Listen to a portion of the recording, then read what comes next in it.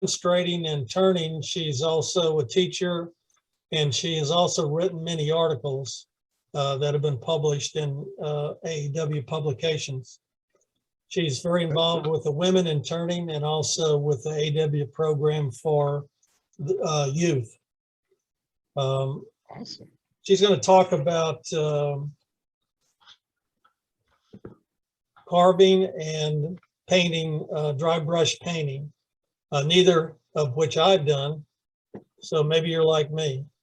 So I know I'll learn a lot, and Linda, will turn it over to you. Okay, thank you. I pleased to be here, and it's nice to see familiar faces, and thank you for the invitation, Jimmy. What I have a little bit pre-recorded, so I'm going to start with a PowerPoint here. So just a second. Well, did everyone come with me here? Yes. All right. So what I'm calling the demo is Mark Making with Power, and it's carving and burning marks on your work. And so mark making is a term to describe the different lines and patterns. And today we're going to talk a little bit about texture and patterns. And texture and patterns are terms that describe various decorative elements. And a pattern is a visual element that repeats, such as a plaid or stripe, whereas texture can be felt, such as the surface of a brick or piece of burlap. And all of that is really, really good to get into your work and offer some expression, some emotion. And what today I'm going to do some touching on the basics, but more importantly and overall, I hope to inspire you to experiment, take some bits and pieces, explore new techniques, and express yourself with energy and individuality. What I'm going to show you also is what my process is, and it may sound sort of overkill, some of the process, but it is something that really does force me to think about the process and what I'm doing. And as we go through, that'll make more sense.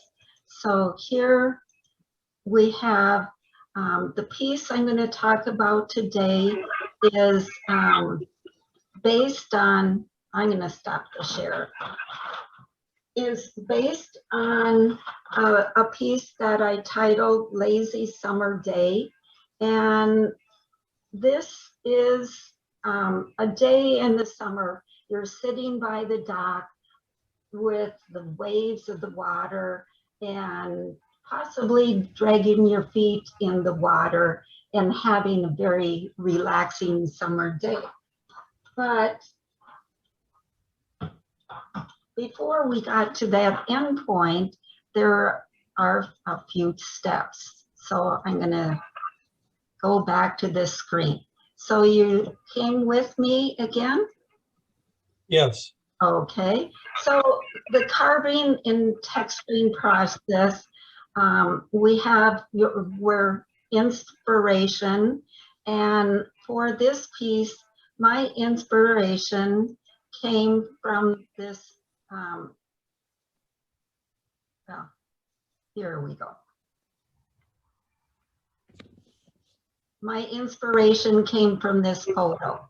And you can see the dock wasn't glamorous or beautiful, but there were waves that caused the different reflections.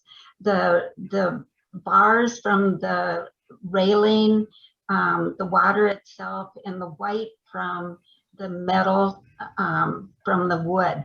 So your inspiration is all around you. And I added to this slide a couple quotes that really inspire me to pay attention. This is our endless and proper work. So once we have our inspiration, then there are still more steps to go: planning, the carving, wood burning, and the painting. So I'm going to show you a couple other pieces, and also in doing that, some of the process involved in that.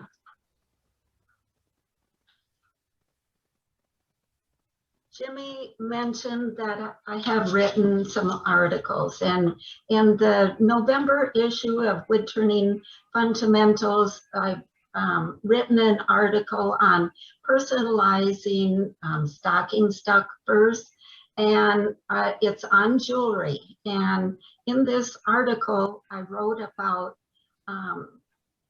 different categories to personalize these pieces of jewelry. And I was inspired by sports. And this image, I just got a Google search, and it basically takes the design, some sports balls, and breaks down the lines. So what I did is a tennis ball, basketball, I know that's a basketball, a tennis ball, a basketball, and a bowling ball. And all three of those I took and broke down the lines and created a, it's a practice board of, for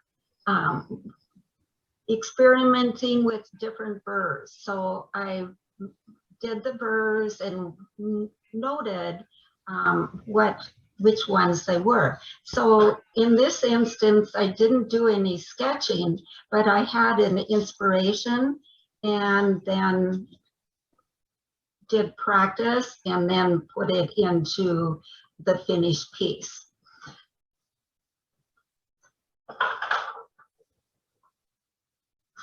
Recently, we went to the Van Gogh immersion show that's been traveling across the country, and I was inspired by all the sunflowers that Vincent van Gogh did. So this piece was based on that experience. And in this, I chose not to color it, to go with the bold strokes. One of the things that impressed me with Van Gogh's work is the bold strokes and the emotion that he brings out in his paintings. And I tried to replicate that in this platter with sunflowers. So going back to this lazy day, summer day piece, what I had done is a sketch. I had the photo and I had the memory. So I did a sketch, and I tried to replicate the movements, the lines. And in this sketch, I took and colored it in with a colored pencil just to give myself more of an idea how it was going to turn out. Then I just went to the copier, made a couple copies, and in this instance, I took one of the copies and cut it up and literally used it and traced it on the piece of wood. So stepping back a bit, we didn't talk about the turning at all. And today we're not going to do the turning, but selecting wood, selecting the shape of the turning is a really important part of the planning process. For any type of work, the shape of the wood, the slight indent that is caused by this bowl shape, the thickness that allows you to do heavy carving, and we didn't mute everyone. Not kinda. Which is not kinda. I'm gonna go try to find who that is and mute them. Maybe Yeah, Julie, you yeah, can but find yeah. it too. Looks like it's gonna rain, but I don't know. Did that last night too. So, I can't see who it is. Little, that sounds appetizing, not.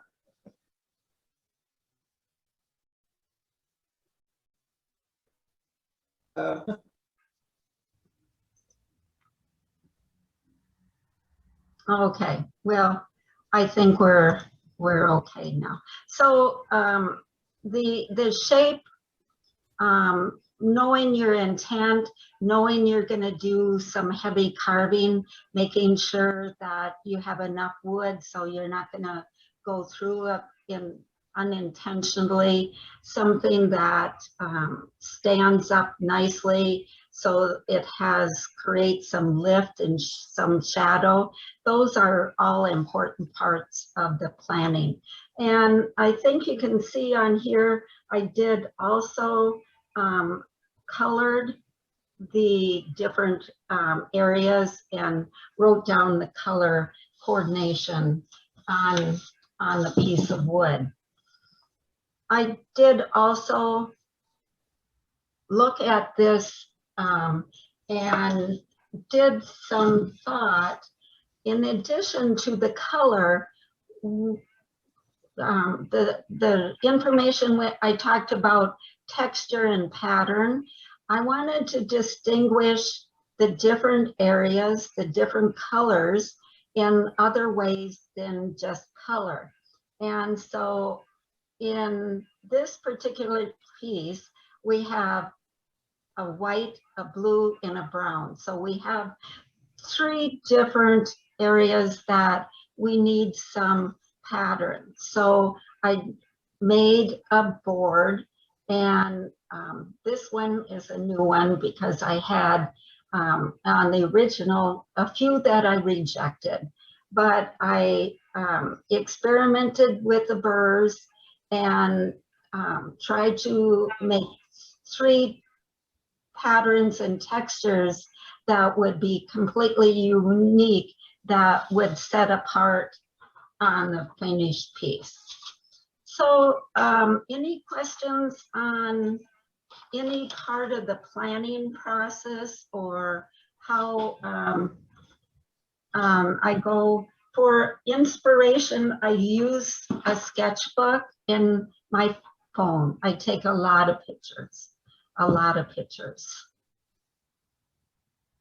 Okay, if there's no questions, we're gonna start here with, I have a short video that shows the different burrs I use and the different setup in my shop. So just, Can I ask you a question? yes.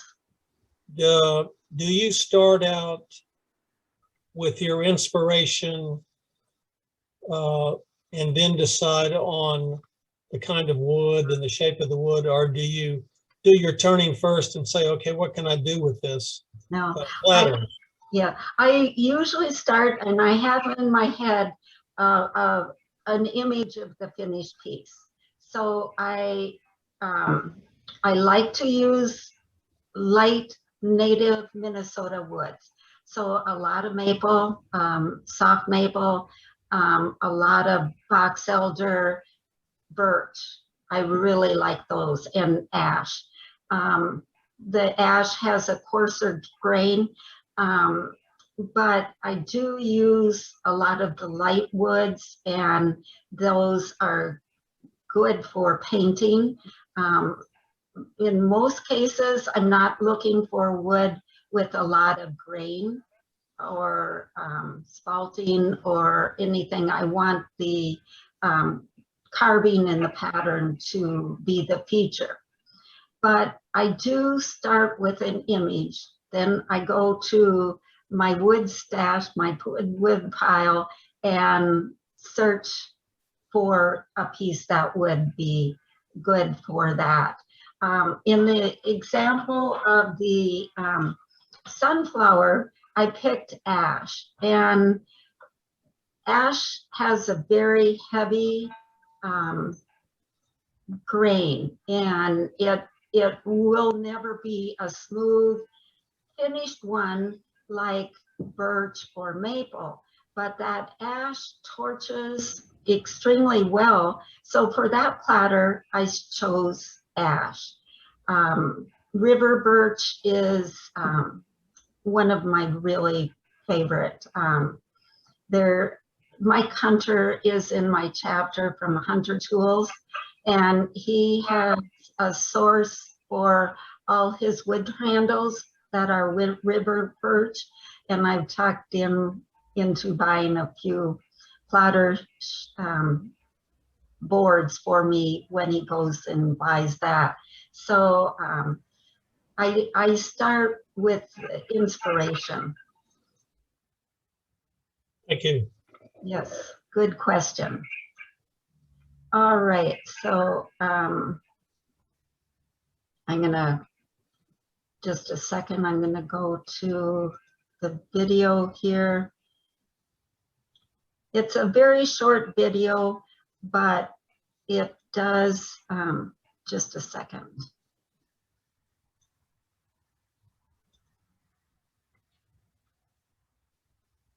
I have it on my desktop.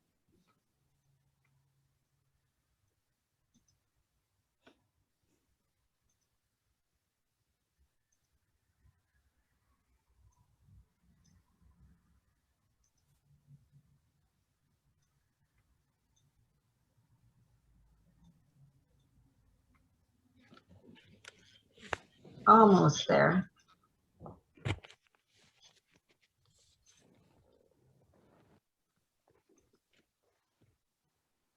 It's not letting move zoom around very easily, so I have to uncover my video. Okay. Hello, this is Linda Ferber. Let me take you with me and we'll get started. But it's a problem getting you in as soon. But she said she pretty sure she can get in with this Dr. Malik, who apparently had a little run-in with the medical college about something. But she says, I trust him completely. Can you see who that is to mute him? Okay. All right, we'll start with the video. And this is just an overview on the equipment I Showing use. today a few of the supplies, equipment that I use in carving and wood burning.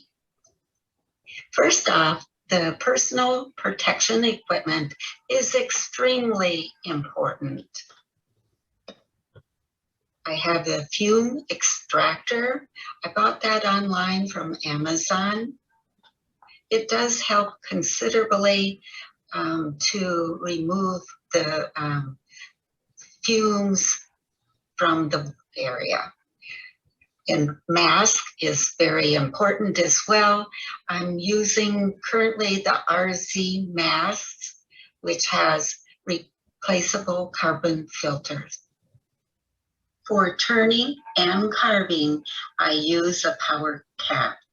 The PK Safety Power Cap is lightweight, provides fresh air, and impact resistant shield.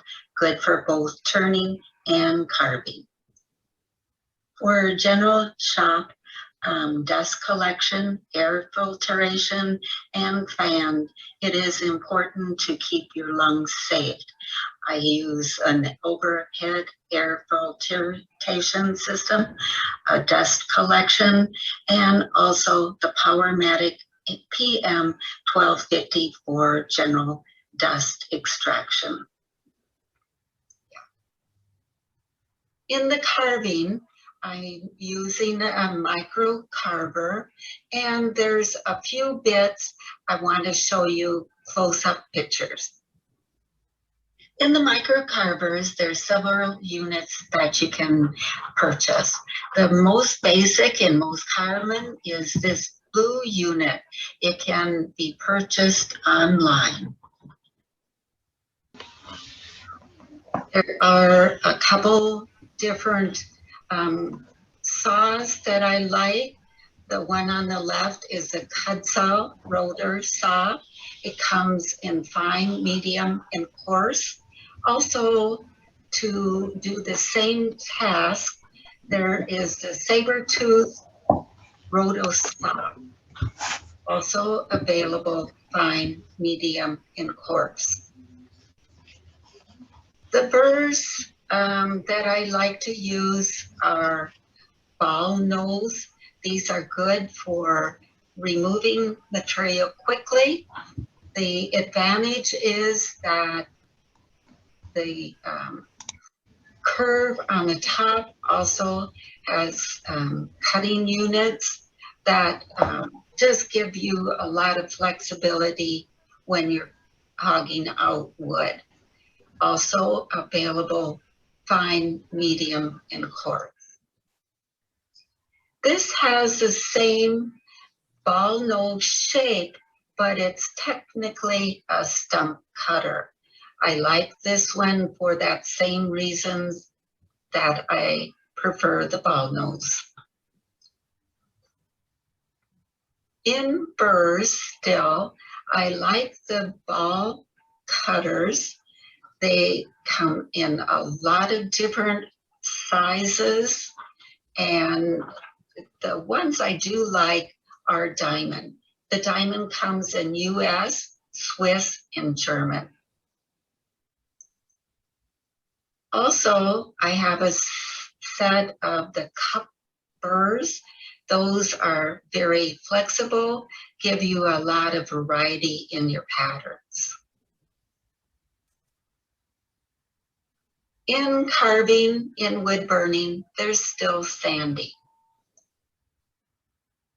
Using the micro carver for sanding, there's a few mechanical devices that will make the job a little bit easier. The 3M radial bristol disc, there's a flip off sanding disc. Both of these materials come in different courses, and you can go through the grits just like any sanding. Also very handy for the carving is this fuzzy wheels. It does, just like the name implies, remove some of the fuzzies. Also, there is a mandrel that I use for adhering with double-faced tape, different grits of sandpaper. Wood burning. The unit that I have is the RC razor tip wood burner. There's two pen types that I'd like to talk about. One is the skew tip, very similar shape as the wood turning skew, and a ball tip, very similar shapes and sizes to the carving ball tip. Sharpening is also a skill and something that needs to be done with the wood burning. We'll go into a lot more detail, but this is a start and an overview so you can see the equipment up close. Now on to the demo. Okay, all right, thanks for watching that. I'm gonna change the camera here and go through starting with a Dremel. I had in the equipment list talked about the micro carver, but a Dremel will also do the same job. And a Dremel is available at any place. Michael's Hardware, big box stores. It's available anywhere, and the cost is quite a bit less.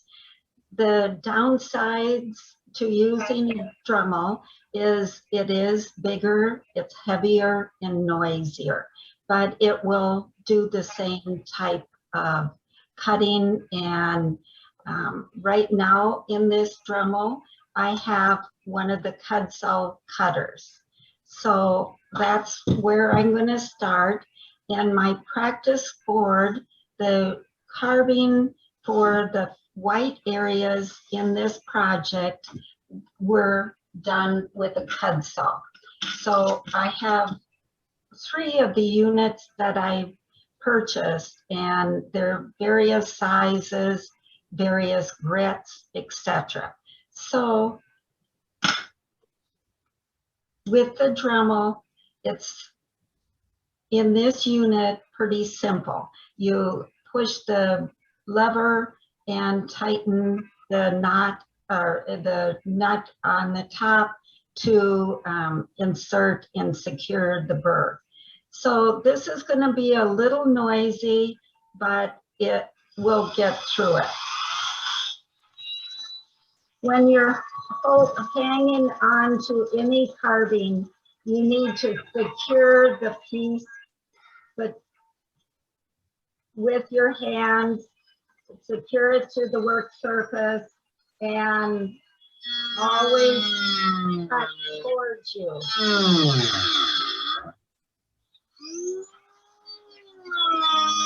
You can see with this Dremel, I can cut fairly aggressively. And just 1 second.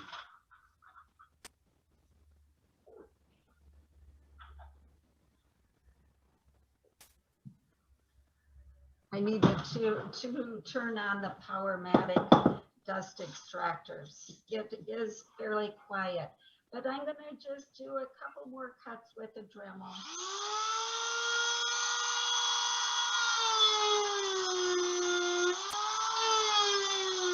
I'm always dragging it towards me and securing the machine with my hand. Every once in a while, measuring the depth.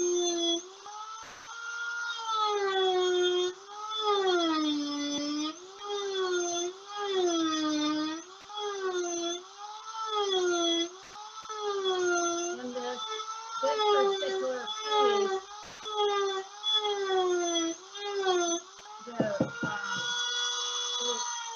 there is a small dip, and that further emphasizes that small dip further emphasizes this.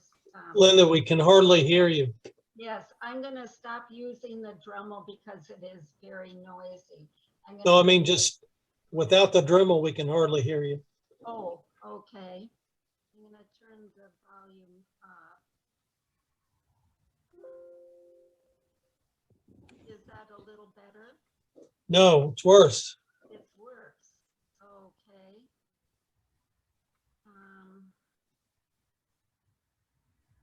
I've got the volume up full. Okay, we can hear you. That's good. Okay, it must be the direction that it's coming through my other camera. So I'm going to switch to the micro carver. That is Linda, a lot. Can you tell us what you were trying to accomplish with the first tool? You know, it's not possible to see any depth or any pattern or anything. I'm going to switch cameras, and we can hopefully with that other camera see the difference.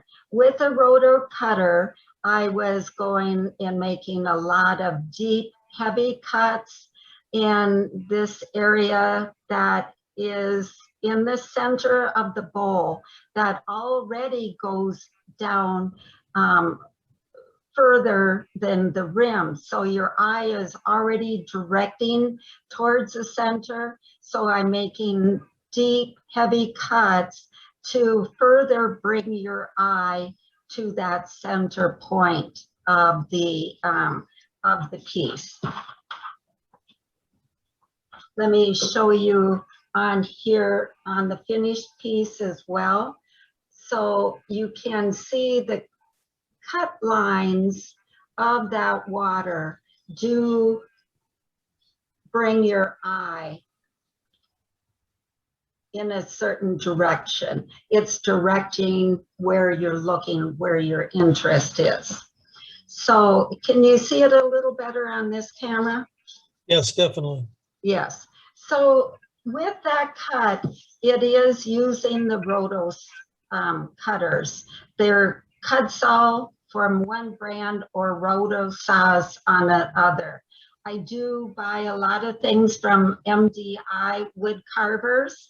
So I'm going to switch the camera back.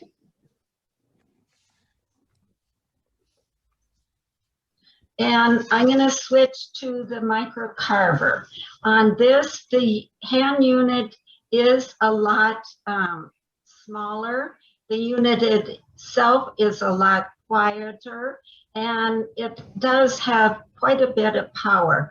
One of the advantages to starting off with a Dremel is if you're experimenting, not sure of your interest, but want to try it out, the Dremel might be a cheaper option to get started. With this, it's a simple matter of turning the handpiece top section, inserting the burr, and clicking to lock it to secure it in place. So this wheel has a smaller diameter, but it has pretty aggressive teeth.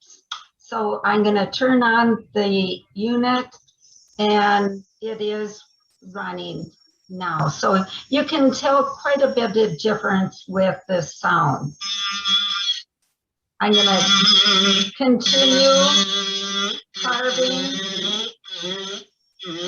securing the piece with my hands, forming a triangle with my fingers and hands, guiding the piece and always cutting towards me. So I'm going to finish up this small section here. With this water section, I don't really want any tool marks. So I'm going through it and rotating the piece to get close to another area. Because I made big dark lines for the outline on this, I'm going right to the edge. When I'm going through this cutting, you don't have to do everything in one pass. You can make 2 or 3 passes to get the depth that you're wanting. Like one of her platters. I'm sorry, was there a question? Sure, it's muted.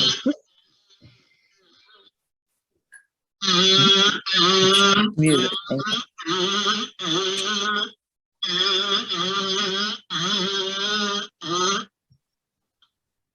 Okay, so I'm gonna switch cameras. Well, here, can you see what the cuts I was doing on that in the white section of the platter? Yes, we can see it. Okay, so on the practice board and on the finished piece, the next section I'm gonna go is the brown, and that is in part, it is the reflection of the railings.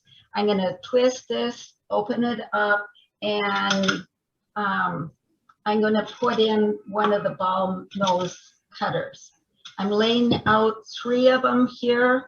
I saw online just this week, someone asked saber tooth how long these burrs will last. And they say they will last for years.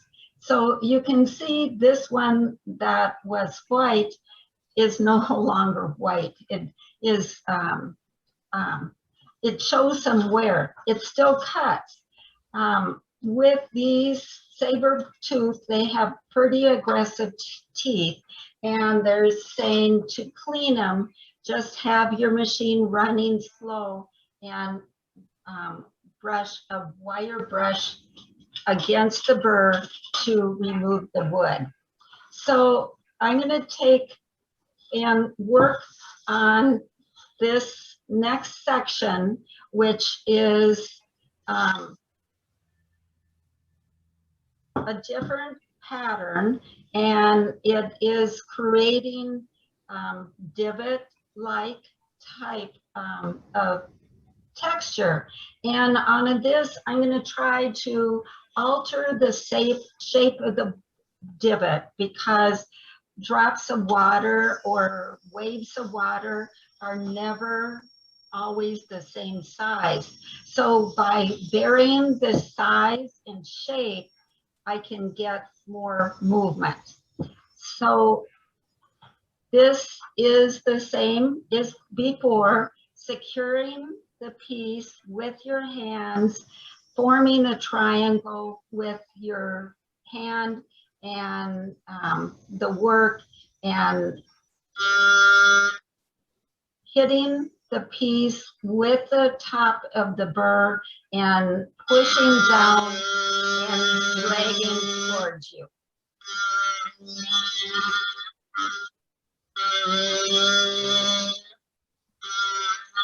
With the type of painting that we'll be doing in this, which is a dry brush painting, we're really looking at the surface, the areas for the in between the divots that will show the paint. So as I'm going through, I'm also trying to pay attention to the area between.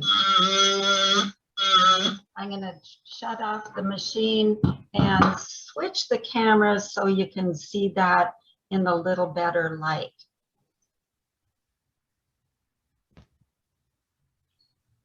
So I have a couple divots, and with all the carving, I do go through 3 processes. The very first rough carving, then refinement, and then the sanding and finishing. So after I've done these first areas, we'll go through and do, you know, fix up those fuzzies and all these areas here. So I'm gonna switch the camera and do a few more cuts with this burr.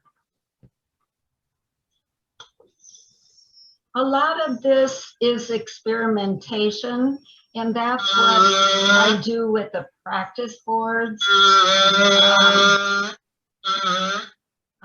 I try to take and see what type of effect or texture I'm trying to achieve,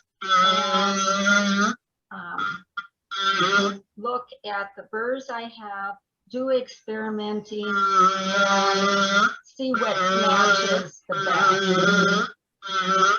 best. Like with turning, a lot of your tools will do different cuts.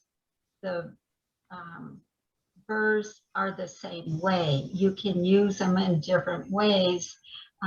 For example, this I can just use very lightly on the side to do a little bit of cleaning. I can go back to this area and use it to do some preliminary cleanup. So just like with turning, the carving is a lot of experimentation, getting familiar with the tools.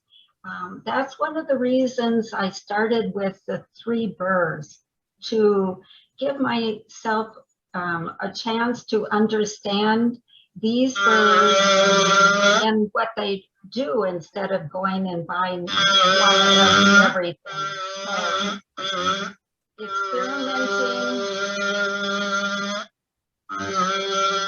getting familiar with what you have, seeing what kind of different marks. And you'll notice here, I'm always holding it secure, and I do make 2, 3 passes, because this is a piece that is intended to have bold marks, bold things.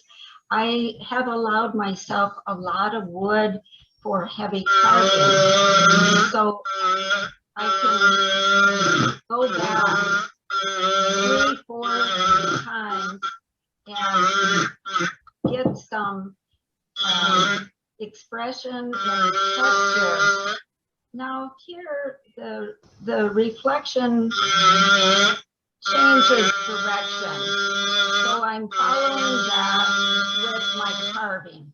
I'm going in, trying to create the flow and the movement of the water with these marks that I'm making. Here where it goes down to the center, I'm going to make them a little longer and quite a bit deeper.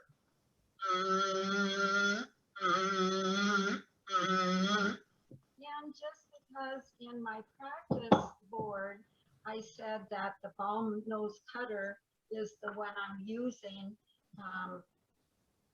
that's not to say a different cutter wouldn't work.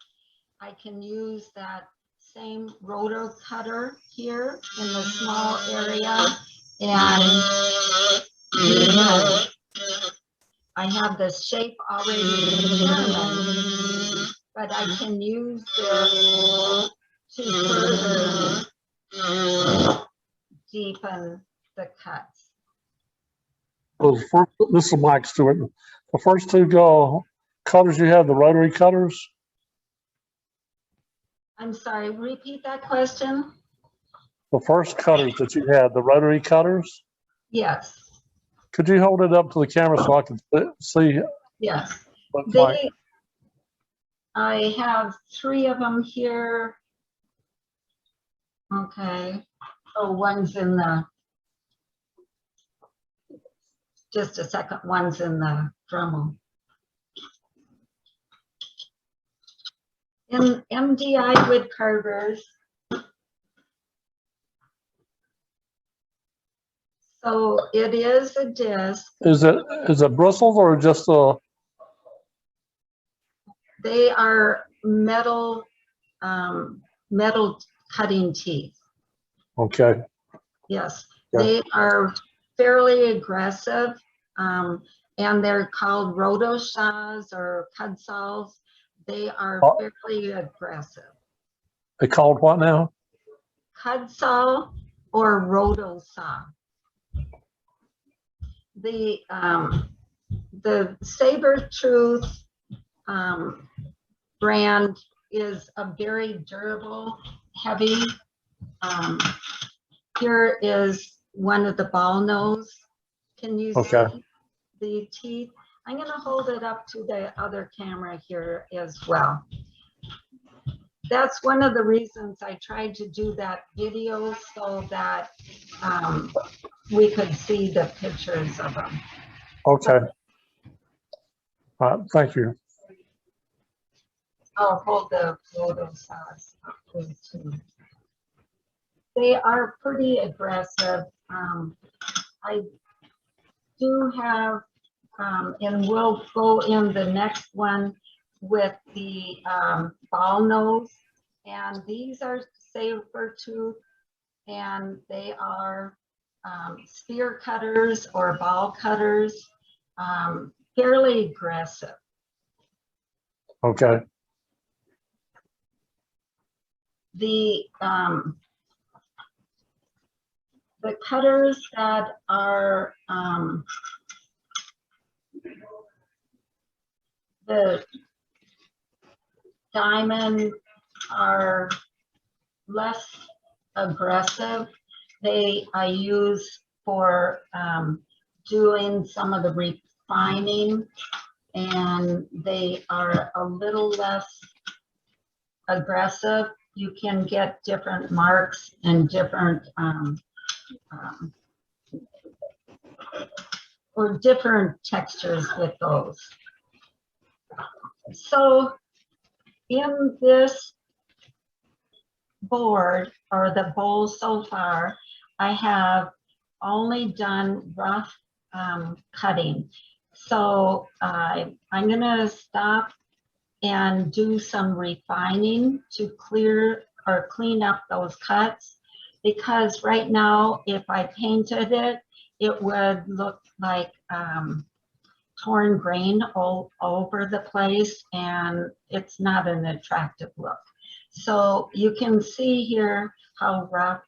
I still want to retain the pattern and the texture underneath that was cut, made by the burrs, but the top part where the torn grain and fuzzies is what I want to clean up.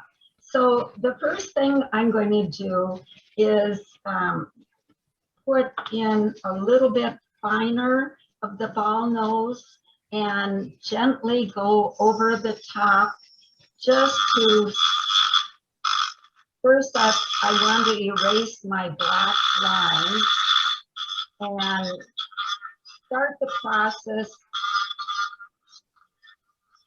of refining these cuts. I would go through the carving on the white and do the same. I would rotate, making sure I'm getting the curved areas that I want to do. The curving on this area is going with the turning, but also creating ridges and areas where the paint will reflect and show different colors. And so I'm accomplishing that with heavy, deep carving, and by making it not in straight lines, but in curved, flowing areas. So I'm going through all the previous carving, taking out some of the dust.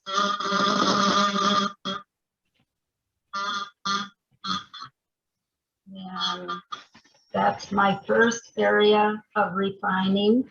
And you can see that has helped quite a bit. The piece does look a little neater already. The second will be changing to this, the diamond cutters, and those do have a smoother surface. They don't have the aggressive teeth on it is just a diamond surface. So this is going to give quite a different cut, and I'll use that in refining. Same tightening to secure the burr, hold it like a pencil, secure the workpiece the same as I was doing before. Because I want to keep the tool marks, the burrs marks down inside, I'm just hitting the top edges, just to make sure everything is smooth. I'm gonna go through all of this carving all across the edge. I'm gonna erase the black mark.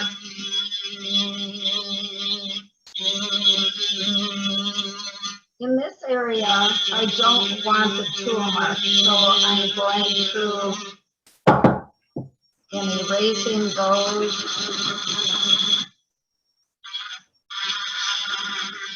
I would spend quite a bit of time inspecting this, making sure everything looks satisfactory before I do any painting.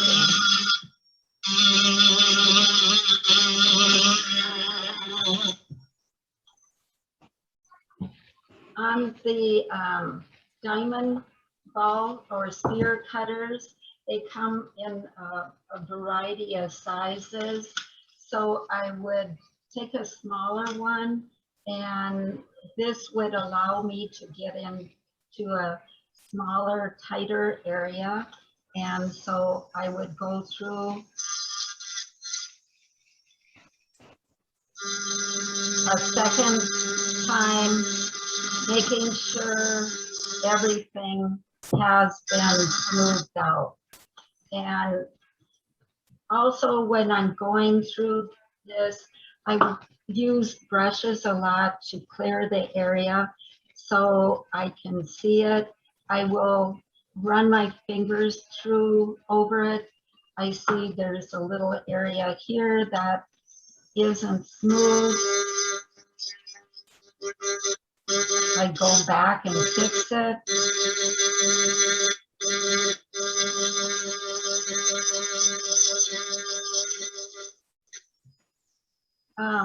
Torn grain is torn grain, so you don't want your carving to have any areas that look like they were sloppy work or unfinished work.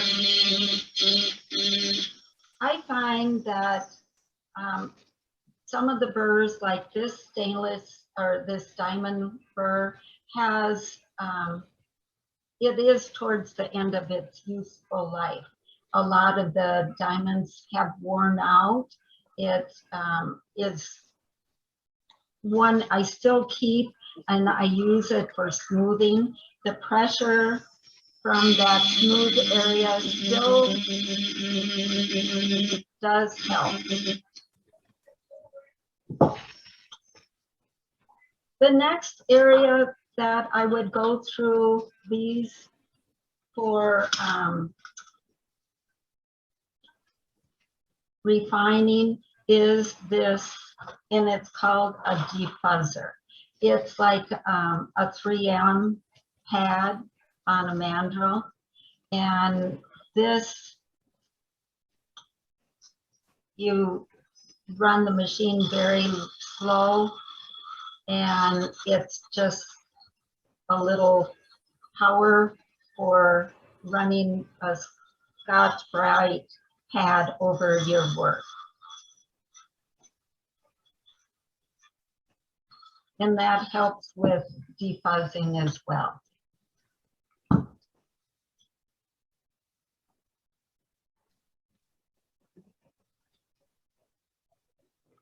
Linda, it's hard to tell the depth of the carving. Are you a quarter inch, a half inch into the wood? Yeah. Let me get a little gauge for showing that. Just a second.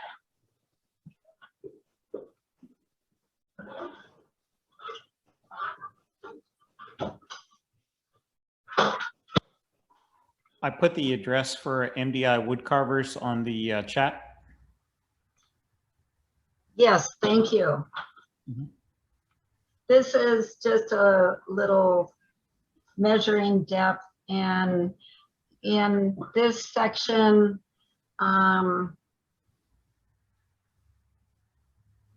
That's how deep it has been carved. Right here in the white. The brown area with the divots, it's quite a bit less. What number does it say on your gauge? It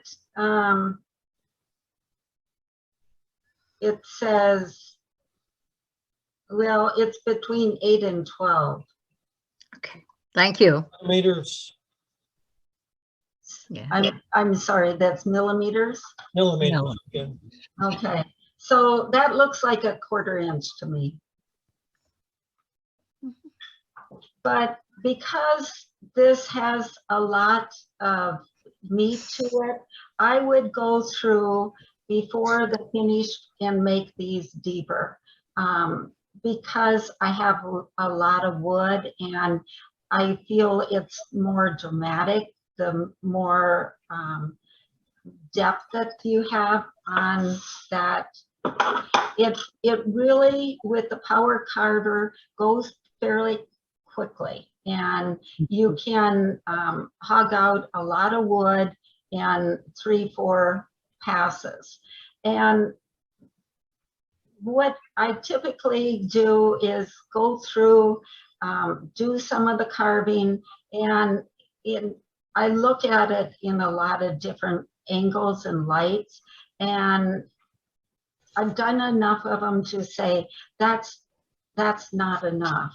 Go back and do some more, make it deeper, make it more dramatic, or okay, it's not smooth or refined enough, or just to experiment and try something else. I'm sorry, I couldn't hear very well.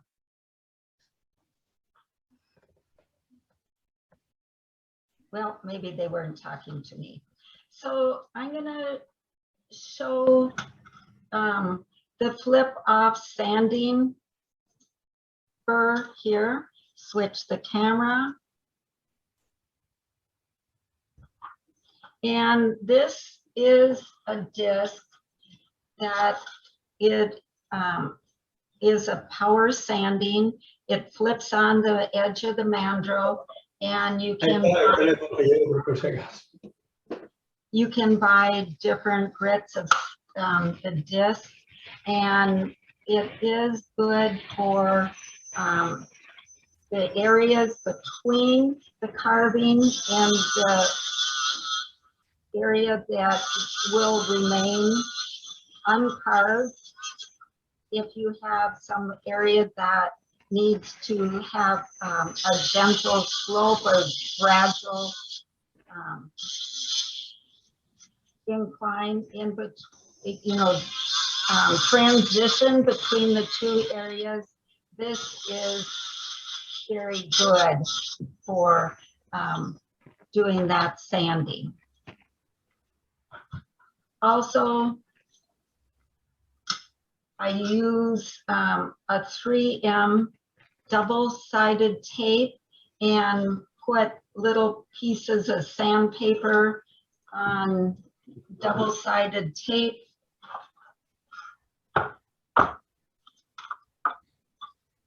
And then cut them up and put on the mandrel. I learned that from Dixie Biggs. She also puts them on edges of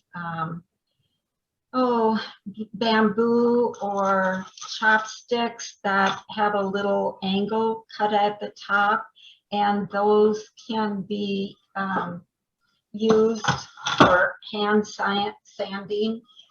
No matter what you do with the machine, and you know this from turning, sanding with a machine, you lose some of the crispness of your edges. And so you can never totally get away from hand sanding. But that would be the very last, is to go through and accomplish the hand sanding. The blue water on the practice board, I used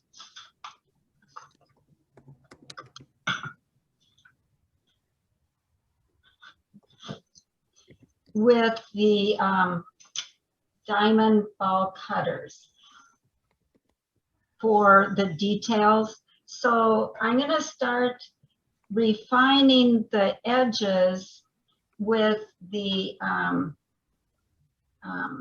ball nose cutters.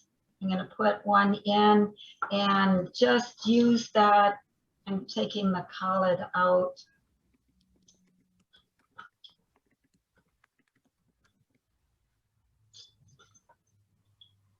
Putting this side. So I'm going to put this ball nose cutter on the side and create the first layer. I'm following the line, still curving, securing the handpiece and following the curve, and quickly removing some of that wood.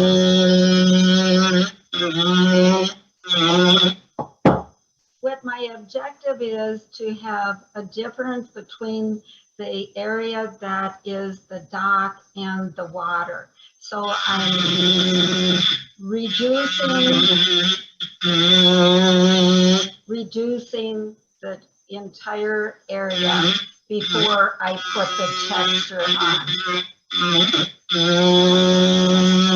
And the reason I use this instead of the cudsaw is that I can make the gentle slope. Here on the edge, it's very dramatic cut, and where the second line, it will have another dramatic cut, but this area in between will be a slope. It will not be as low here as in this area. So by using the side, I can make it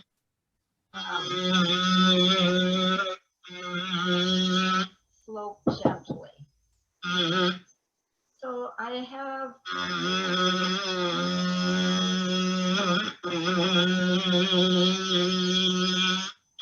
this little section all carved for the general depth that I want. So I'm going for this area of the water that is another wave. Just with the ball nose cutter, reducing the total height.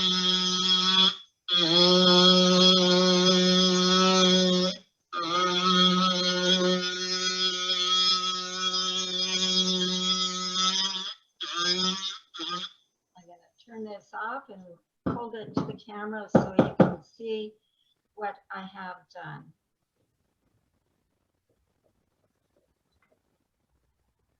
Okay. It's hard to see that, Linda. Yes, I'll switch the camera. It's all a balancing act of the light. So here is the uncarved area that is the dock, and this area has been reduced in total thickness, show the drop off to a different texture, and then creating a second wave, it has been reduced further. So from this drop off to this, there has been a slight incline. So that is the first step that I did for the blue area. The second was adding a texture, and for that I switched spurs and went with one of the diamond cutters, the diamond ball cutters. Oops, sorry. I didn't switch the camera for you. Just a second. So this is the diamond ball cutter. I'm going to put that in the hand piece and start working on the movement inside the water.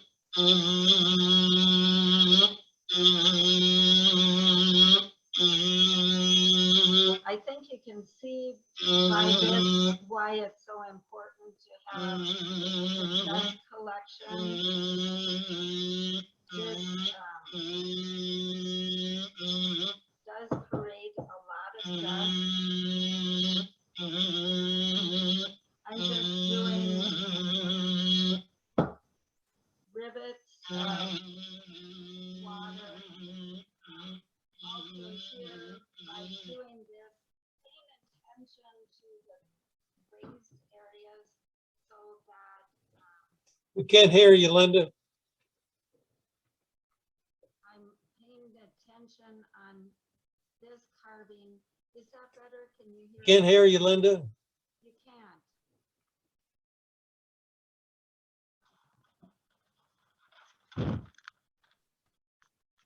The speaker is coming through the laptop, so I hope there is not a piece of dust that is blocking all the sound.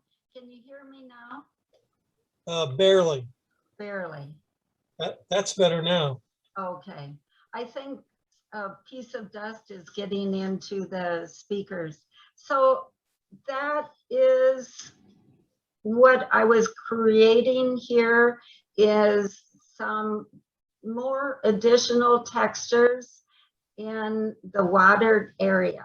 So that covers the 3 basic patterns that I did with the carving. So what I did today for you is made another one that completed all of the carving. So we can go through this again, and I'll show you next to the area what burrs I used. For the white reflecting area, I used the Cudsaw Roto saws. For the brown area, for the reflection of the dock railing, the ball nose cutters. And because I've painted it black, you can see that area.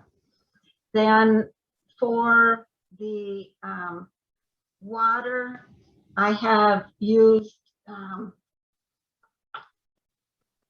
ball nose burr and the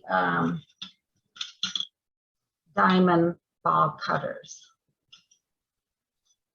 Before we switch to painting, any questions on the carving?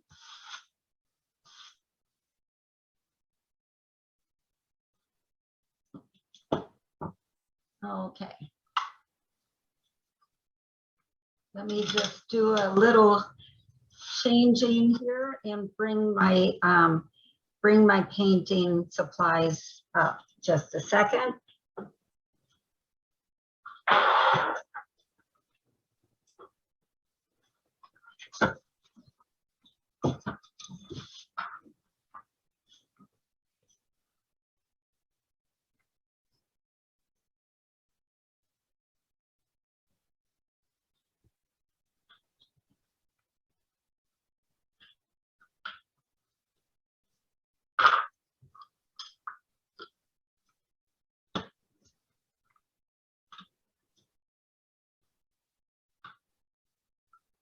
Linda, if you want to keep a consistent depth, how would you go about it?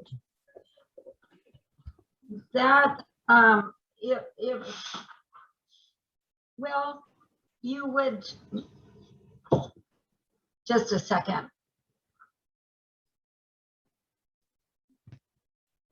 For a consistent depth, it's easy on the roto saws. You can see, just like with your turning tools, there is a cutting edge. So when you're going through, you see where that edge is against where your carving is. And you can measure by the depth of your tool. So if you have made 3 or 4 passes, you can see where it hits on the edge of the wheel, the edge of the cutters, and the same with the ball nose. You can see where the tool is inside of your wood and know the same when you're making a cut in a bowl and you see how much that sweet spot on your edge of your bowl gouge, you can see the depth that you're cutting. You learn that same thing with the carving. Thank you very much. Okay. A lot of it comes with practice and knowing, just like the first time you turn a bowl or pan, what the feel of the tool, the feel when that cut is right. With your carving, if you're doing it too fast or too slow or too aggressive and it's bouncing around, you adjust. You adjust the angle that you're presenting the burr, you adjust the speed, you adjust how securely you're holding it, you adjust the pressure you put down. So some of that is a learning curve similar to turning. So it is a tool. You understand the feel, the heft of the machine, what its power is, and what you like. When I'm turning, I don't typically go through and take and hog out the whole very aggressively. I do it moderately. I make 3 or 4 passes. I'm practicing what the swing of that curve at the inside of the bowl is going to be like. I practice that it is smooth and it is going to be a pleasant curve. So when I'm doing carving, I'm doing the same practice. I hold the tools securely. I have a good flow. When I was carving inside of this depth area, I rotated the bowl several times so I could present the tool in a cutting manner. I'm not presenting it at a bad angle where I would get a catch. I mean, you can still get a bounce and the tool go where you don't want with carving. So you need to understand how much pressure you're putting on the tool, how much pressure as opposed to the speed you're going. In a lot of that, you can you can learn fairly quickly, a little bit of a practice. And that's where the practice boards come into effect. You know, this little bowl didn't take too long to turn, but I do have an hour invested in it, and it's not like a practice board that I have no time invested in it. So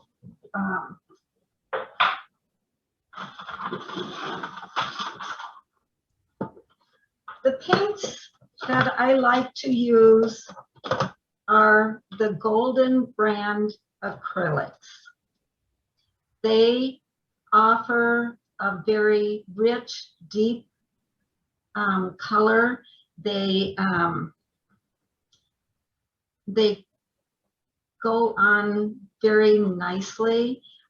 You can use paint that is from Michael or Hobby Lobby that is, you know, $2, but that paint is going to look more plastic. And even though acrylic is plastic, we don't want it to look plastic. So investing in a good paint is really worth the effort. This tube, they range from $10 a tube to $17. I don't know why. Some colors are more expensive than others. The Golden comes in a liquid format, and for the dry brushing, that is, I do like the liquid format.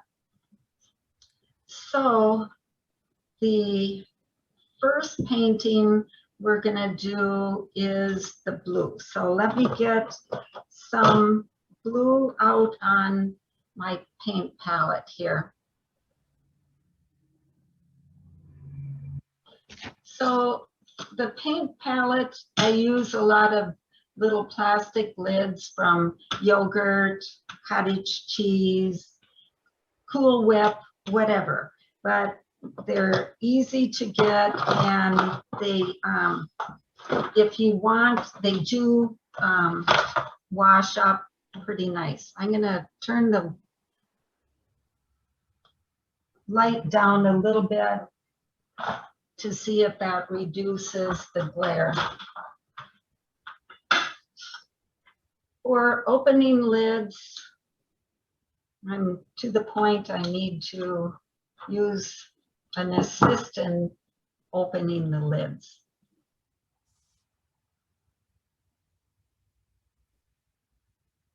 There is very little paint that is needed for these. You know, I said blue, but I prepped the brown area, so I'm gonna change tactics here. I have a raw umber.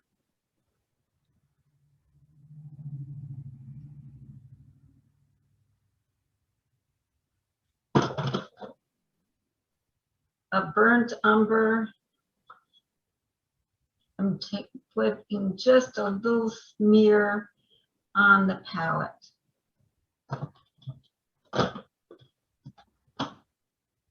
And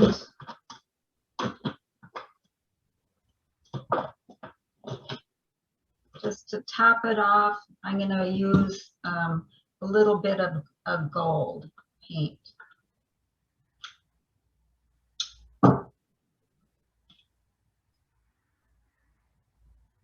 So I have 3 colors on my palette, and I have prepped this area with a black waterproof India ink. And what that does is improves the depth of the color, the intensity. So this area is the brown reflection. So it has been painted black in preparation. So we didn't have to watch and wait for paint to dry. With the dry brush technique, I'm going to put in at least 15 to 20 coats of paint on this area. So the first layer is the black, and we're going to go from dark to light. So just a little bit of wetness on the brush and dip in to the darkest color. And I'm gonna track how many coats I'm painting on my board here. I'm wiping off most of the paint. I'm gonna just clean off this. I see a little bit of the dust in here. So I'm gonna gently brush that first coat on. And you won't see too much of that paint at all. I'm gonna take a second coat.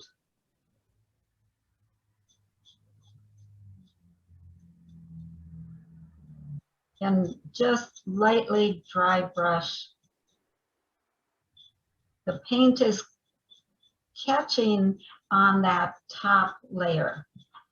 I'm gonna go down here just a little bit to cover up that white that spilled over from the other layer. For the next coat, I'm gonna take our lighter brown, mix it in with the darker to start the transition of colors. Marking that on my brush, taking most of it off. You can see on my hand how much paint is remaining on the brush. It's a lot of layers, a lot of paint, but it's catching in different angles and not solidly painting the entire thing, just intentionally catching high and low areas, adding a little bit more of the lighter color.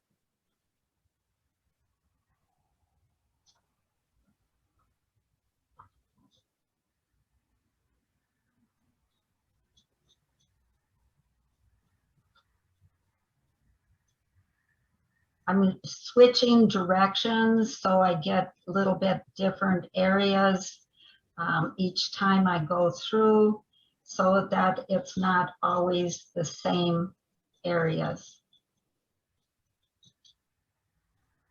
that are getting the paint. I've watched demos by several people on dry brushing, and all of them do say you do need at least 20 layers of paint in order for it to really show a good, rich result. Donna Banfield is one of them. She does a lot of outstanding dry brush painting. Art Leisman as well, Leisman.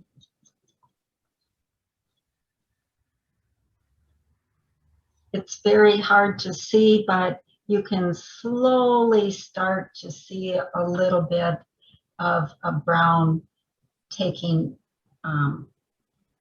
over. 1, 2, 3, 4, 5. This is our 6th layer. I put this one on just a little bit heavier. When I'm painting, I'm not really too concerned of over painting. I try to keep it under control, but also realize that there will be some cleanup and hand sanding to remove paint in areas I didn't want it. So you can start to see some of the brown in there. Is that showing up on the camera for you? No. No, okay. Let's try this camera. 6 layers of brown paint and it barely shows up. You do get a little bit of a tinge of brown. I'm shining the light right on it so you can see. Yeah, you can see a little brown on the kind of the Yeah. edge. Yeah, yeah. It is very little paint that you're putting on, and it's a lot of layers. I'm gonna lighten up the color just a little bit from the black. So hopefully that will show you a little quicker. Oh, yes. That gold showed up very quick, that.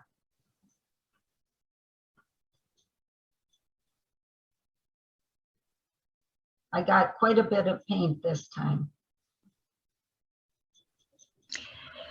Linda, do you always go in the same direction? No, I don't. I try to vary it so the light will, I vary it so the paint isn't always the same direction. So when you're doing different layers, it's extremely subtle, but in the finished piece, you can see the different layers of the variations of the color. So no, I tried to vary it. Thank you. So that one I put on a little heavy and a lot lighter. We're only like a layer 8, but I wanted to make sure you could see that. So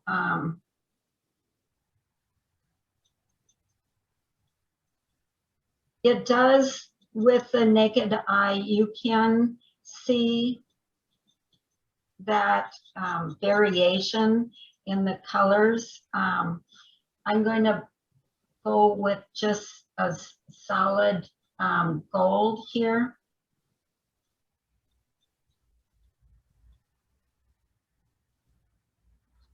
So you can see some of the variation. I'm gonna just take just a tad bit of blue and add to that brown. It's gonna really darken quite a bit. So just adds another light reflection for certain areas. In person, you can see that blue quite vividly. I'm going to take it over to the other camera for a second.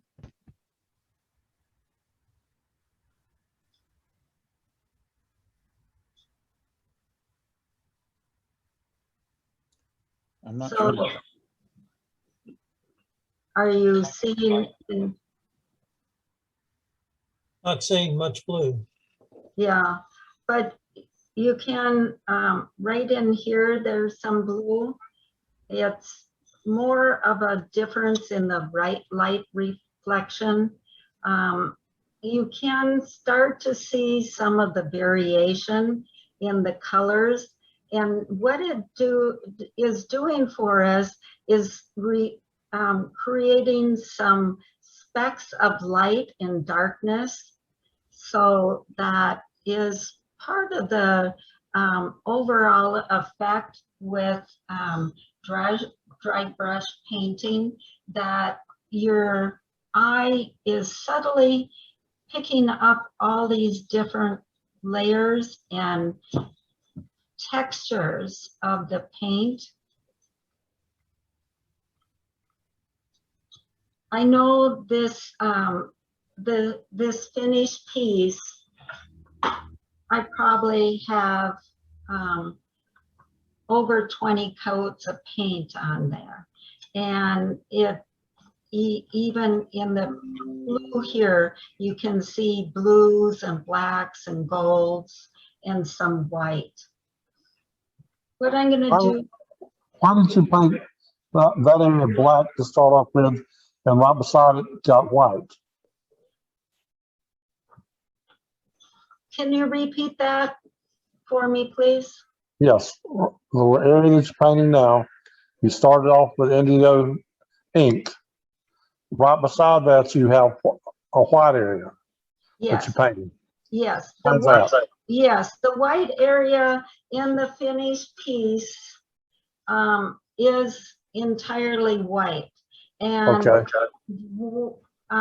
starting with the black, it just turned to gray. So starting with the base undercoat of white was closer to the finished. So it will still have quite a bit of layers, but that white is not quite as much in the dry brushing. The dry brushing does need raised textured areas in order to have the light reflected. So the white area I have made smoother, less tool marks, so the dry brushing is less, it is not as much of a technique, and I'll do that one next.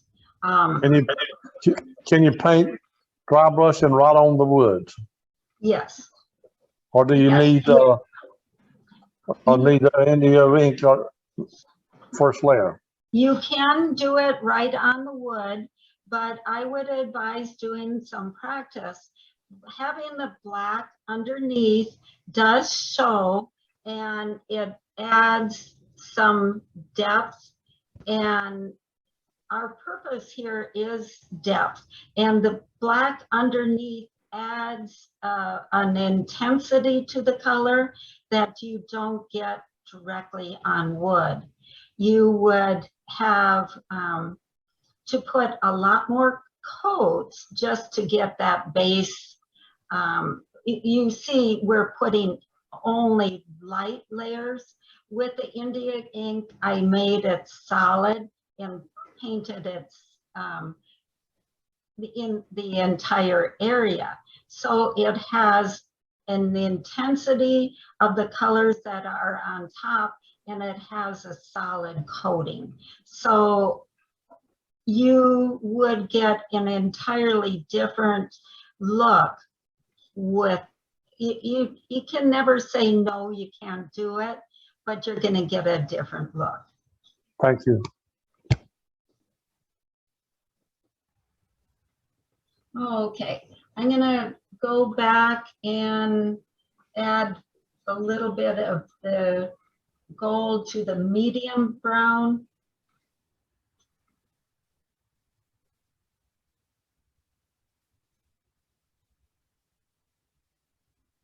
Add another layer.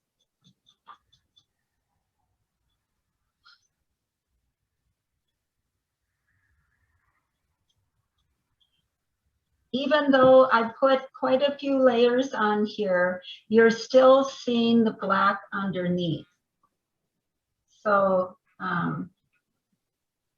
with these different little blobs of paint, my ultimate goal is, before I go to the next lighter color, that I'm painting with a solid area of the previous color. So I'm blending and merging the colors until it goes from the first darker to the second lighter. So that is entirely the lighter color. Then I'm adding the gold to further lighten the brown up, if that makes sense. So eventually I'm have entirely gold on my paint brush here. So we have done 15 coats, so it's not quite 20, but I wanted to show you the material I put on top of this. And I bought these at Michael's, and they are metallic luster, You can also get from Chroma Craft, you can get their gilder's wax or paste. This is a paste wax. So this I use just to get the very top coating, so it has some glitter. Because this is old, it has dried up, but adding a little bit of water to it brings it back out. And you can see that's a pretty intense. So I've done the same. I've brushed it into my brush, and I have wiped most of it off. But you can see here that it did add a little bit of a sparkle and glitter to the reflection. I'm going to go just a little bit more. I did go back at the very end and paid attention then to the ridges. So I haven't painted next to it yet, but I'm going in and defining the edge by hitting with the gold wax glitter, the gold luster paint. And this is water soluble. You do need to spray it with a Krylon in order to be finished. So now hopefully you can see some of the brown and some of the reflections. What is that last product you used? What is it called? This I bought them from Michael's. Just a second, let me get that up.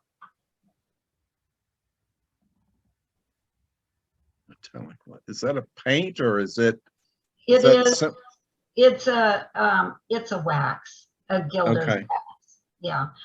Like it said, they Chroma Craft does have it, and others do as well. But I saw them first at Michael's, and so I bought a variety of colors. Right. Is that similar to the rub and buff material? I haven't used that. Is Okay. that one water soluble? I don't think so. Okay. It does similar. I have some of that. The stuff that Linda has and rub and buff. I kind of like the rub and buff a little better. Yeah. I've seen Nick Agar use the Chroma Craft Gilder's paste, and he rubs it between his thumb and finger and then uses his finger to apply it. So here again, he's using very little of it and dispersing it. This being water soluble, if I get too big of a glob on, I can remove some of the excess. It does leave a little bit of a shadow, but you can remove a little bit.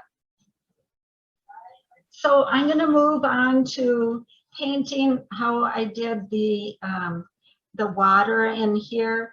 I did, like we talked, put a base coat of white golden paint on the bottom, and for the next layer I added just a little bit of blue to that white, just to give it a little bit of a dimension. You can see in the finish that the white paint does have a lot of blue in it. So on my palette, I'm just adding just a little bit of blue. Because I'm not doing dry brush here, I'm actually painting.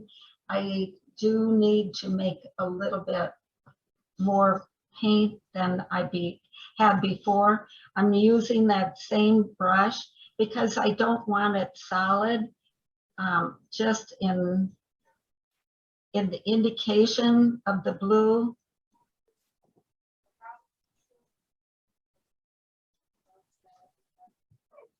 And I'm adding that to the white area.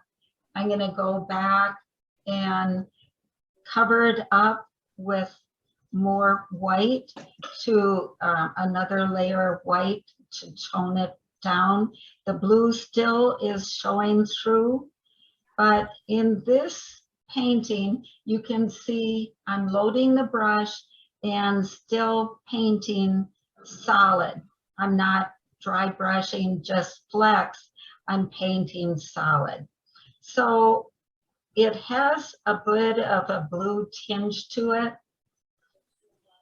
What I did then, I'm going to add one more layer of white just to make sure all of the wood is covered and none of it is showing through. And I think, yes. This is Rudy. I was going to wonder, how dry does it get between your coats when you're putting those on?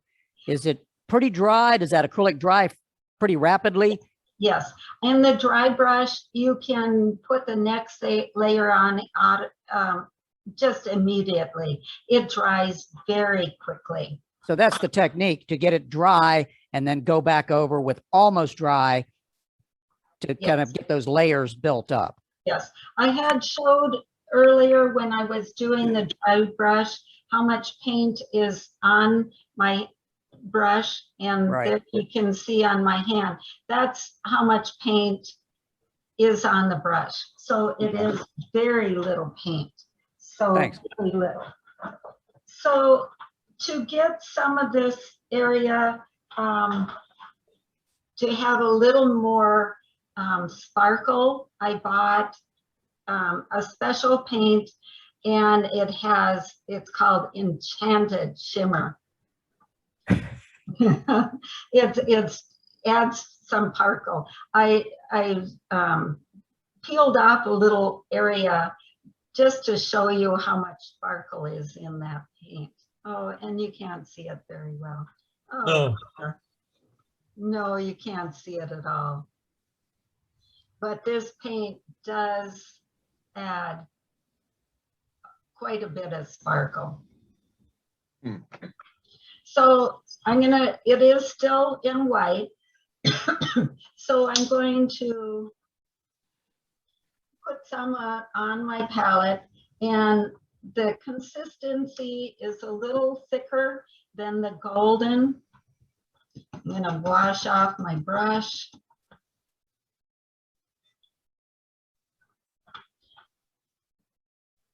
And here I'm fully loading my paint brush, and I'm going to go through and I'm going to add 2 or 3 layers of this glitter or shimmer paint. You can still see the blue through the layers, but I'm going to add just a hint of blue to this shimmer paint.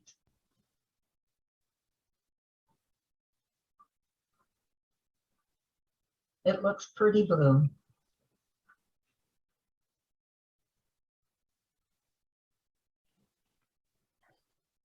Basically, when I'm painting, I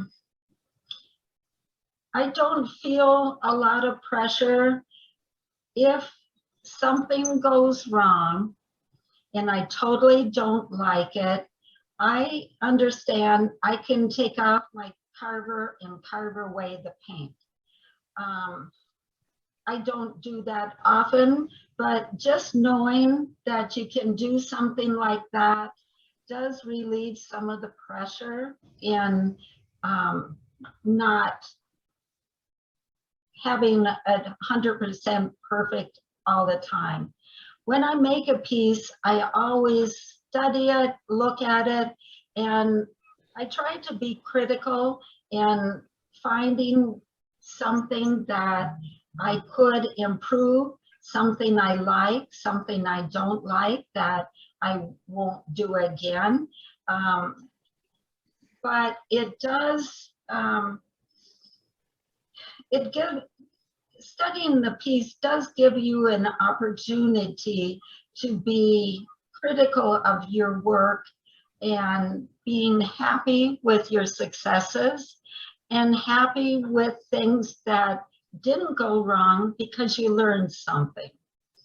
But that adding that tinge of blue really makes the white whiter and makes the water more dynamic. It's the same as adding a black underneath. So in this camera, you see very little of the blue in comparison to the other. Wow. Different color corrections on the cameras. Here I can see quite a bit more of the blue.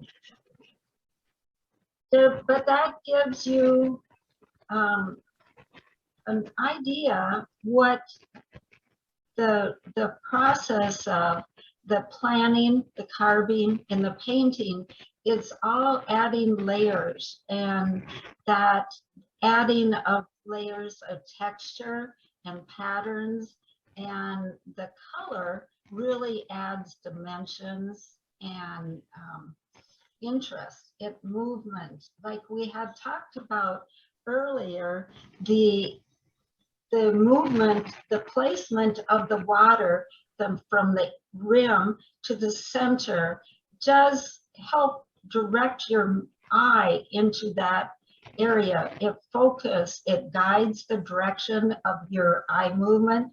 The boldness of this brown abruptly changes your eye, and it just invites you, I feel, to look further at what is going on, to look and understand what the colors of the directions and everything is trying to tell you. So the area next to the brown is also white. I have the undercoat, but none of the finished color. So in this instance, in comparison here to this area, you can hopefully see some of the blue.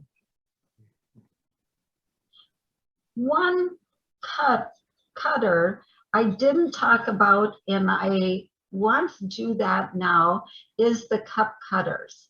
And I use those to indicate a stone or something that is in the water or has been put on the dock for drying out. So I'm going to do those now, and that is going to go back to the noisy Dremel. So I apologize for the extra noise, but I want to make sure we cover that.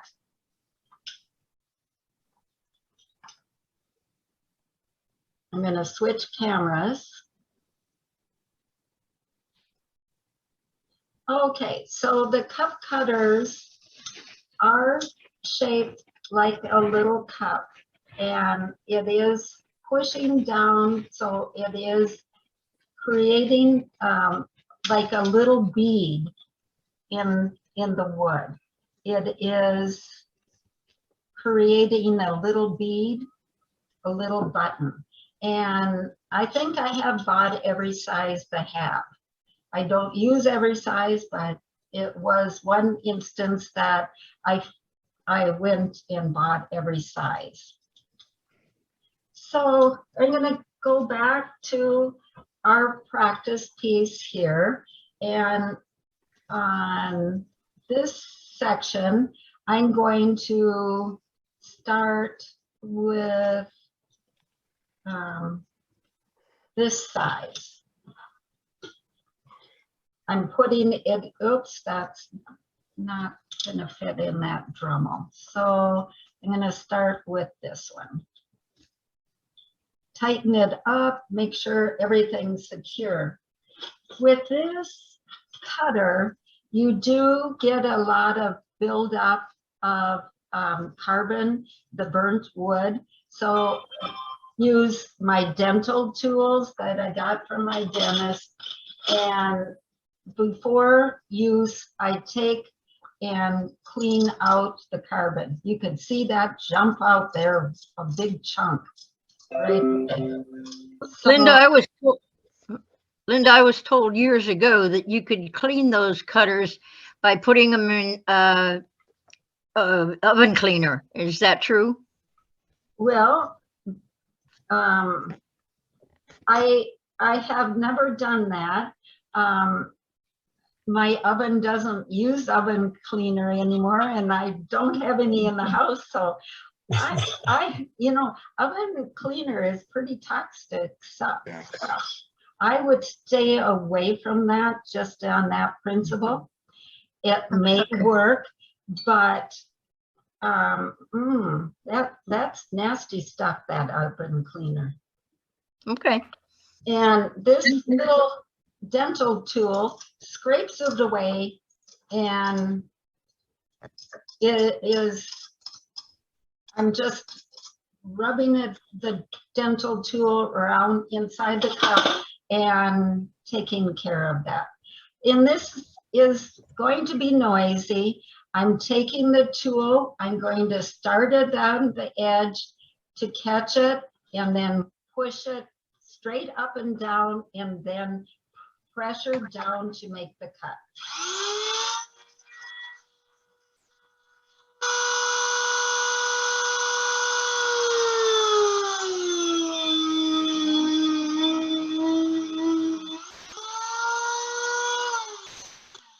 That does create a lot of smoke.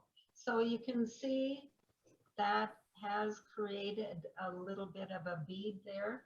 After I have the cutter up vertical, I switch it around a little bit just to make sure I don't have any flats or areas that haven't been cut.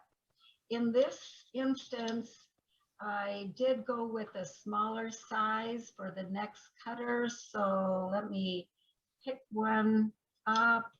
I'm going to try, nope, that's not the right size. Here we go. I'm going to quickly clean out the inside.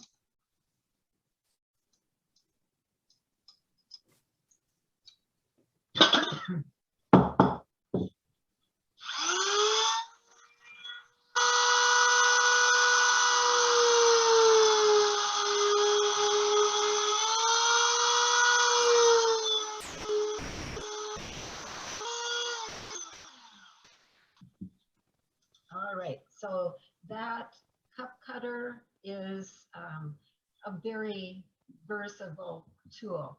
I wanted to show you one other, and these are shop made, and they are drill bits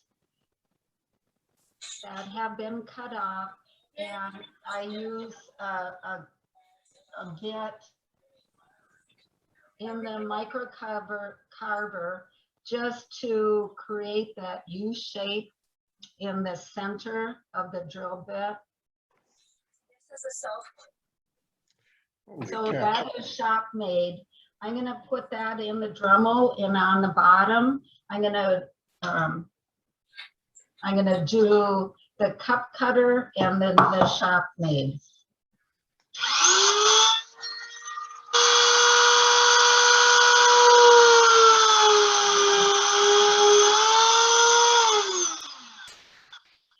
These do get hot, so I advise using the pliers to remove them so you don't burn your fingers. You can burn your fingers, but it's a quick learning process the next time to use pliers. Okay.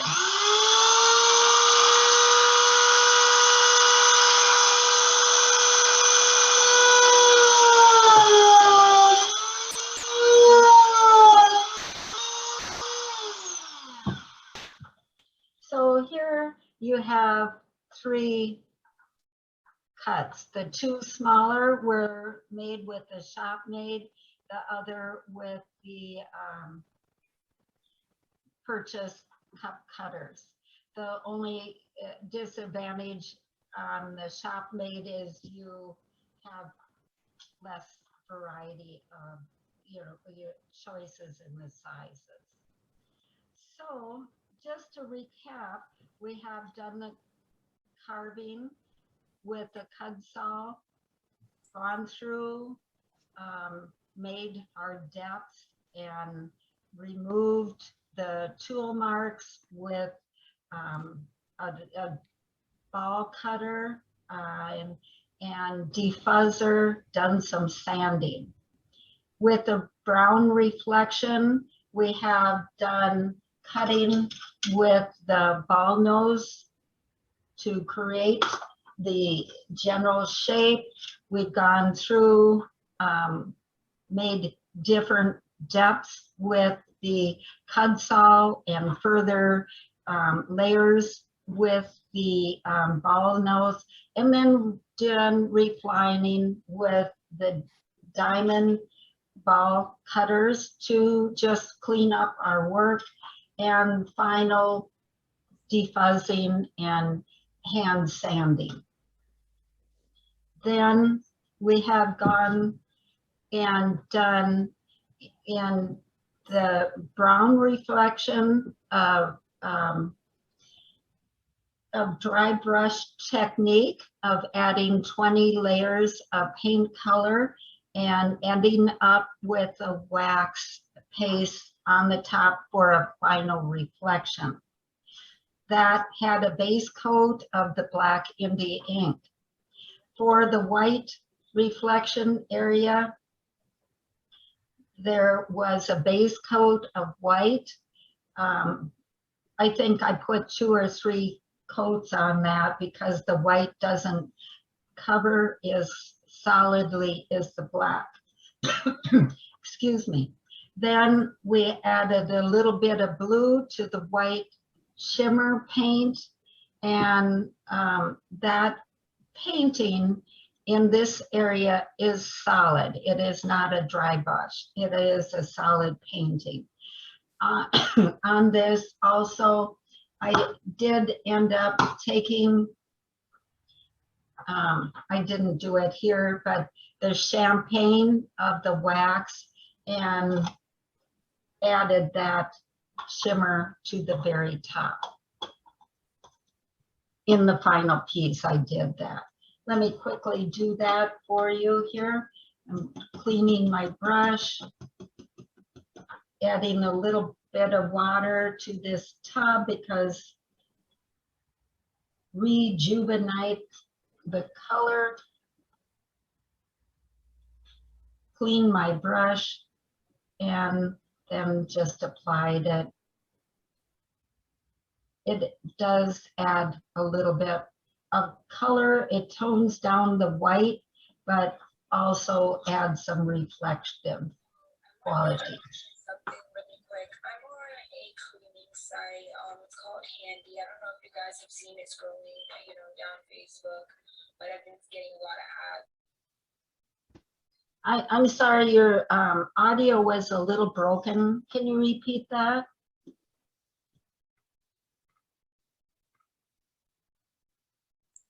Sorry about that. Didn't know I was not muted.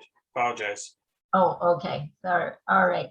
So I can go through and do the blue painting if you would like. It's the same dry brush as the brown reflection.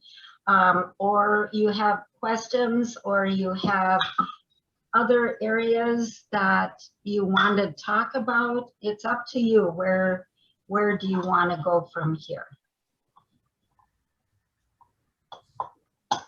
Let's see if people have some questions. Okay.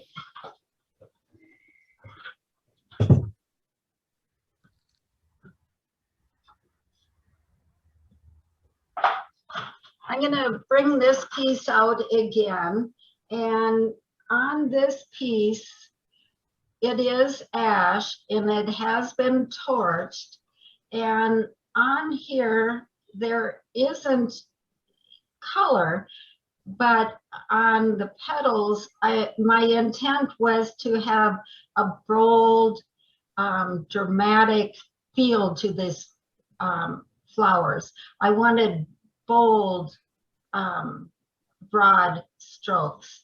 So each one of these petals was drawn out. On this one, I drew it directly on the piece, overlapping and having areas that were higher and lower. And then I did use the ball cutter for the center of the sunflower, and then I torched it off. I left some of the back lighter torched. This I thought would be a wall hanging, not a platter for a table. So then on the front, I torched lightly. And that was to round over and smooth the edges of the petals to be in contrast for the marks in the bottom of the petals. And so after I had done all of that, the wood started darkening up on me. You know, wood turns brown. So I took some of this cream wax and painted the petals. And I did that just to retain some of the contrast between the white and the dark. And this instance, I felt the contrast in the light and the dark added to the drama of the piece. Because this is water soluble, I did spray that with Krylon. When you say Krylon, do you mean acrylic or polyurethane? I'll get it for you just a second.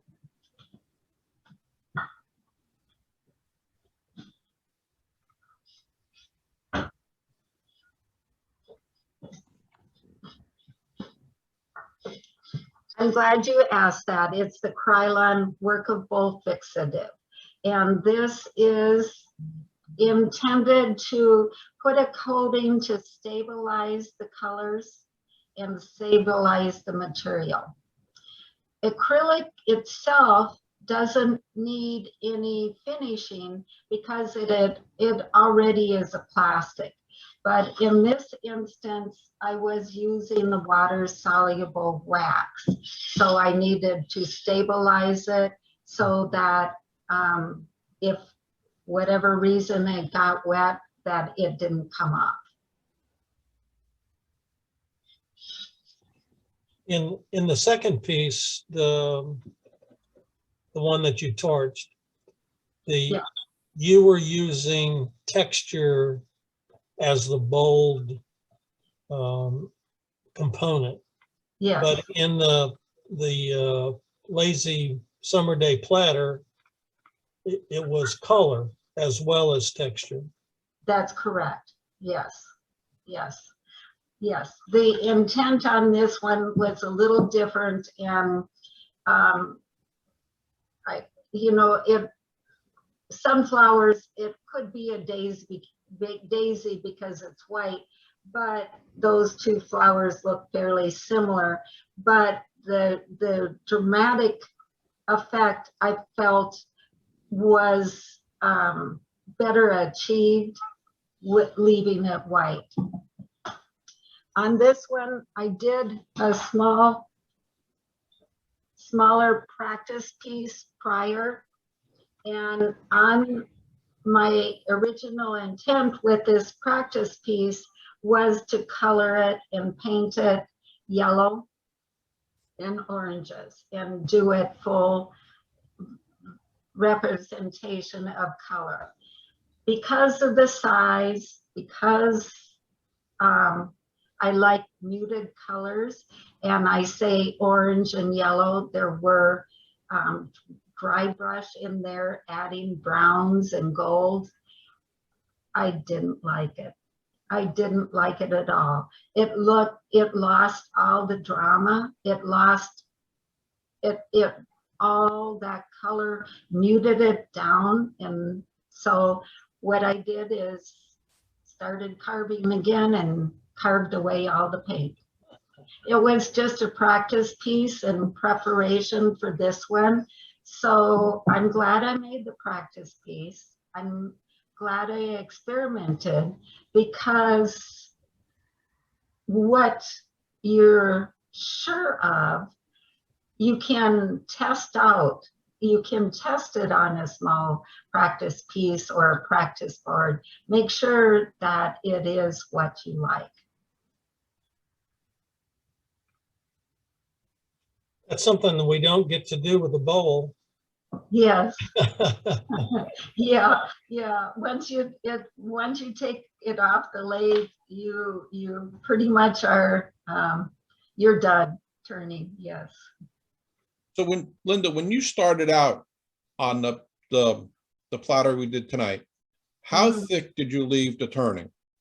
Because it was a pretty robust piece. Yes. So I have my ruler here. So the piece is about 1 1/4 thick, and it does have a dip in the center. The sides don't slope down. The sides are fairly thick. I would say it's a 1/4 inch here to a 1/2 inch at the bottom. No, it's 3/4 inch at the bottom. And then after carving, it's probably a 1/2 inch. So I knew it would be thick, and I knew I wanted to heavy carve. So this one that I made, it is a lot thinner, but when you're doing something, this is a lot smaller than this. This is more dramatic because of its size. You can't do the same effect necessarily in a small piece. Right. So I made it thinner so that it would be as dramatic, but I felt the heft of this one was carried off okay because of the size, but in a small piece that you can hold in your hands, you can't get away with some of that weight, if that makes sense. No, it does, yeah. Yeah, the size really matters, and scaling up and down isn't always a one-to-one proposition. A lot of it is what pleases you, of course, but the overall feel of a piece starts with a heft. You know, you visually can see that weight. And in this platter, it is fairly thick. It warped also with the torching, but in a lot of these cuttings, I'm down to a 1/4 inch at the bottom. But with the wall hanging, I thought I could sacrifice weight for the drama of the depth. So I don't know if that's something that's all based on your personal experience, but or your personal preference, I mean, but definitely for experience, that is one of the things I've learned. I wasn't a year ago or 2 years ago as bold in the carving as I am now. The pieces may have been quite as the same thickness, but the carving wasn't as deep and as bold and as dramatic. So you're getting bold in your old age, is that it? Oh, yes. If you can't jump off the cliff now, there's very little time left to do it. That's right. Yes. Well, Well, it worked out well for you. yes. And it's all, for me, it's all about the fun of exploring. And if you can't improve or learn with each piece, you just need to do that. You need to push yourself, explore, see what else you can do. Sometimes it's the smallest thing that adds that beauty to a piece, that some little tiny technique that is different, a little bit of a difference in the colors or depth of the carving, it all adds up. Any other questions or comments? No, I think she did a very good show, and thank you very much, Linda. Thank you.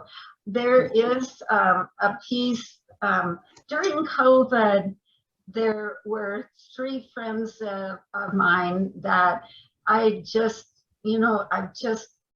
was newly retired and COVID had stuck at home. So we started a weekly Zoom call, the 4 of us. And we have made 2 pieces together and are on our 3rd. And if you're on Facebook or Instagram, you can see our piece that it is Sally Alt, Janice Levi, Anna Lapagard, and myself. And that has been another real joyful thing.